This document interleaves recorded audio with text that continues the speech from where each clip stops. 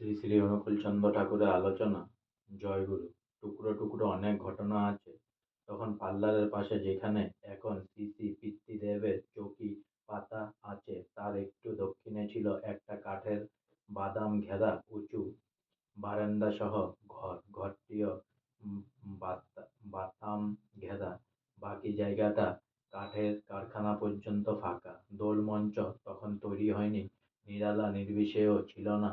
ওই ফাঁকা স্থানে ছিল অনেক চেরি গাছ, ছোট ছোট হলুদ গোলাপি পোস্ত দানার মতো ভেসে থাকা জেলির মতো রস ভরা। আমরাও মাঝে মাঝে ওই চেরি গাছগুলোতে চেপে ফল পেড়ে খেয়েছি। একদিন আমাদের চেয়ে বয়সে অনেকটা বড় একদল ছেলে ফল পাড়ার সময় বেশ চেঁচামেচি করছিল। আমি দূরে দণ্ডায়মান। শ্রী শ্রী ঠাকুর ভোগের পর দুপুর বেলাতেই সেদিন চলছিল এই চেঁচামেচি। হঠাৎ ঘর থেকে স্বয়ং বেরিয়ে এলেন তিনি, শ্রী শ্রী বর্মা।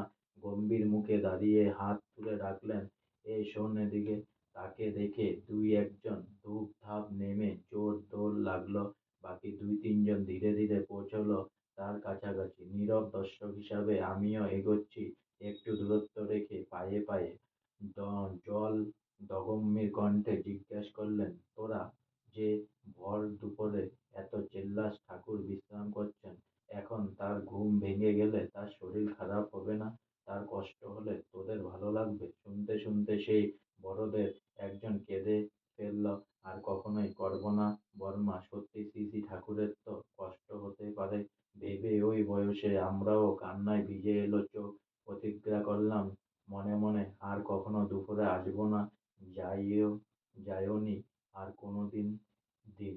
এমনকি এখনো দুপুরের ওই পাশ দিয়ে গেলে আমার চোখের সামনে ভেসে ওঠে সেই যন্ত্রণাকাতর গম্ভীর মুখের জিজ্ঞাসা, তার কষ্ট হলে তোদের ভালো লাগবে? প্রায় বছর দশেক আগে একদিন পাশ দিয়ে যাচ্ছি, দেখি আমার ছোট ভাইয়ের চেয়েও ছোট বয়সী একদল ছেলে নাট মণ্ডপে শ্রী শ্রী পিতৃদেবের চৌকির পাশে, যে দিকটাতে মায়েরা বসেন, সেখানে বসে বেশ জোরে জোরে চিৎকার করে কথাবার্তা বলছে, হাসাহাসি করছে। আমি ধীর পায়ে তাদের কাছে গেলাম। একজন ছিল যে ঠাকুরবাড়ির ভিতরে জন্মেছে বড় হয়েছে। গিয়ে বললাম, কি রে, ঠাকুর ভোগের পর এখন তো শ্রী শ্রী ঠাকুর বিশ্রাম করছেন, তিনি যে চিরজীবন্ত, এটা বিশ্বাস করিস তো? জানিস কেউ এমন করলে শ্রী শ্রী বর্মা কত ব্যথা পেতেন তার শরীরের কথা ভেবে? এখনকার প্রতিটি ধূলিকণায় তিনি মিশে আছেন। তাকে আর কষ্ট দিস না, যা অন্য কোথাও গিয়ে গল্প কর। দেখলাম ওরা ধীরে ধীরে উঠে গেল সবাই।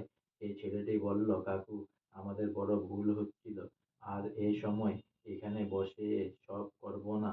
আমি বললাম, শুধু তোরা নয়, লক্ষ্য রাখবি যাতে অন্য কেউ এই সময় এভাবে এখানে বসে এই দৈবী নীরব পরিবেশ নষ্ট না করে।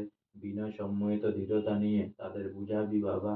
এরপর আর এখনো ওদের কাউকেই ওখানে দেখিনি। শ্রী শ্রী বর্মার একটা কথা সেই ছোট বয়সে আমার মনে গভীর রেখাপাত করেছিল। এতটাই। আজকে আমার শ্রী শ্রী অনুকূলচন্দ্র ঠাকুরের আলোচনা এখানেই সমাপ্ত হলো।